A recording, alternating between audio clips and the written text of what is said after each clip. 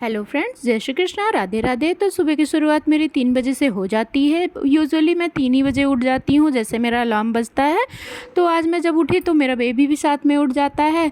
तो उसके बाद मैंने उसको फीड करा के थोड़ी देर उसको पैम्परिंग करके जब वो सो गया तो उसको बाबा जी के पास लिटा दिया और फिर मैं आ गई अपना स्टडी टेबल पे।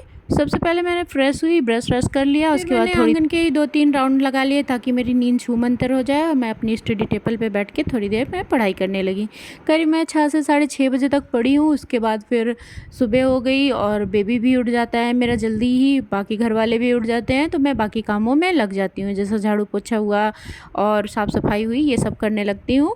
उसके बाद चाय वाय नाश्ता बनाने के बाद फिर मैं नहाने चली जाती हूँ। नहा धो के पूजा पाठ करके मैं डायरेक्ट किचन में जाती हूँ। किचन में खाना प्रिपेयर करती हूँ। आज मैंने चीला नाश्ते में बनाया था, तो बाकी घर वाले सब लोग चीला खा लिए थे। उसके बाद फिर आजकल हस्बैंड जी हाई कोर्ट जाते हैं तो वो अपना रेडी शेडी हो गए थे और नाश्ता वास्ता करने के बाद वो भी निकल गए अपने कोर्ट के लिए। और फिर मैंने खाना वाना बना ही लिया था। उसके बाद फिर मैंने नहलाया धुलाया गन्नू को और फिर घर वाले भी नाश्ता कर लिए थे तो खाना भी जल्दी कोई खाता नहीं। तो फिर मैंने साफ़ सफाई करके किचन पूरा सेट कर दिया अपना। उसके बाद मैं अपनी स्टडी टेबल उठा के आ गई पढ़ने के लिए। मैं पढ़ ही रही थी कि करीब 2-2:30 बजे तक गन्नू भी उठ गए थे। फिर उनको मैं अपने पास लेके आ गई थी। मैंने सोचा अगर सो जाएंगे तो बढ़िया, मैं ये सोते रहेंगे और मैं पढ़ लूँगी, बट ऐसा हुआ नहीं। ये मैं करीब 10 से 15 मिनट पढ़ नहीं पाई थी कि ये फिर से उठ गए थे। और फिर जब जग जाते हैं तो फिर पढ़ाई तो बिल्कुल नामुमकिन होता है। फिर ये कर रही थी कि ये दूध पी लें तो सो जाएं, लेकिन ये बोतल भी हाथ में नहीं लगा रहे थे। और थोड़ी देर इधर उधर करने के बाद ये फाइनली जग चुके थे। जब ये जग जाते हैं तो मेरी पढ़ाई बिल्कुल भी नहीं हो पाती है, तो मैं तो छोड़ ही देती हूँ क्योंकि मैं जानती हूँ कि इनके बिना इम्पॉसिबल है। क्योंकि ये मेरी सारी बुक्स पढ़ रही है, मेरी ग्रेड की भी प्रिपरेशन कर रही हूँ साथ साथ, और टीजीटी तो है ही मेरा प्लस पॉइंट। 2022 वाला मैंने फॉर्म फिलअप कर रखा था जो कि अब जाके एग्ज़ाम हो रहा है। आज से नेट डेट 88 डेज बचे हुए हैं जो कि बहुत ही ज़्यादा कम लग रहे हैं।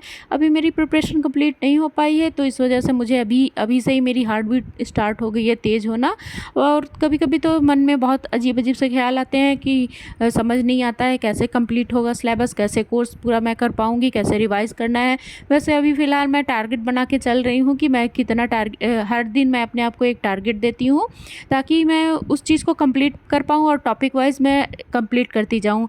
आज मैंने सुबह से ही थोड़ा सा वोकैब्स पे ज़्यादा ध्यान दिया था क्योंकि मुझे स्पेलिंग भी लर्न करनी थी और वन वर्ड सब्स्टिट्यूशन भी लर्न करने थे, तो मैं वोकैब पे ही ज़्यादा ध्यान दे रही थी।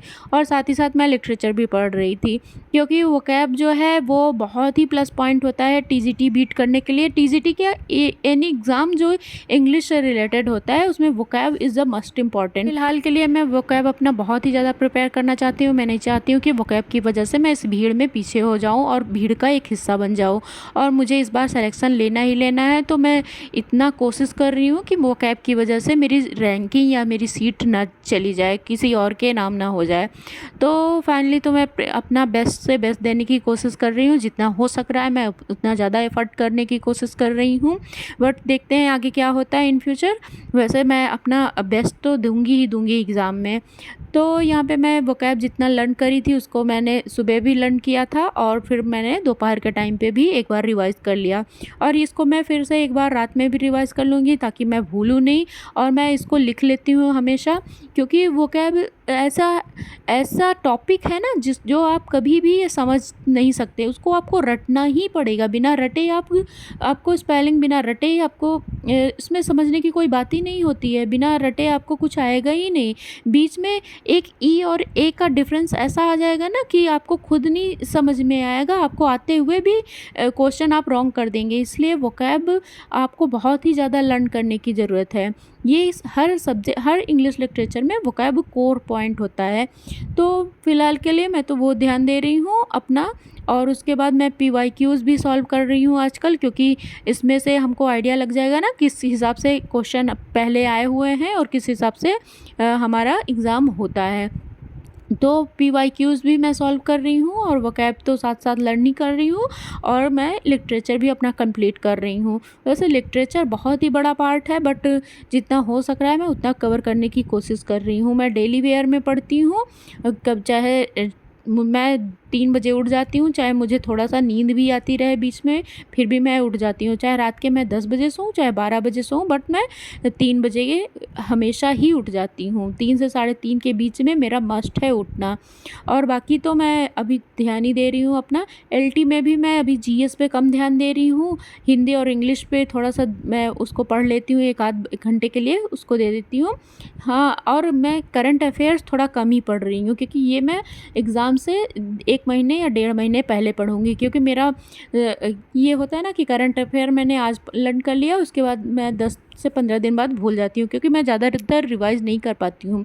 टॉपिक बहुत ही ज़्यादा है, सब्जेक्ट बहुत ही ज़्यादा है, तो इस वजह से फ़ोकस हम उस पे करें जिस पे हमारा टारगेट है। बाकी तो मैं पढ़ तो सारे सब्जेक्ट रही हूँ।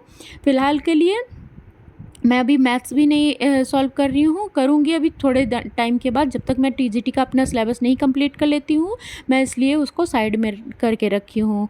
बाकी अभी मुझे एलटी का भी एग्ज़ाम देना है, मैंने जीआईसी का भी फॉर्म फिलअप कर रखा है, जीआईसी का भी देना है। दोनों एग्ज़ाम्स में जीआईसी में तो रिटन था ही, पहले से ही इंटरव्यू और रिटन था, बट अभी एलटी में फ़िलहाल के लिए नया ऐड हुआ है कि रिटन एग्ज़ाम होगा, सेकंड पेपर, वरना पहले तो एक ही पेपर होता था।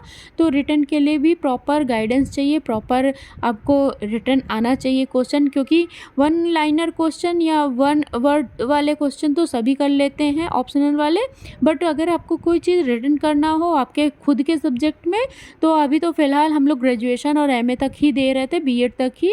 कंपटीशन एग्ज़ाम में तो मैंने कोई रिटन एग्ज़ाम नहीं दिया था फ़िलहाल के लिए, लेकिन ये एलटी का जो है ये मैं फ़र्स्ट टाइम दूँगी। बाकी मेरी सीटेट भी कंप्लीट हो चुकी है, मेरा सीटेट क्वालीफाई हो चुका है, फर्स्ट एंड सेकंड पेपर दोनों ही। और अभी फ़िलहाल यूपी टेट का भी एग्ज़ाम होने वाला है, जो कि मुझे उसको भी देना है, क्योंकि यूपी टेट मेरा क्लियर नहीं है, तो मुझे यूपी टेट भी देना है।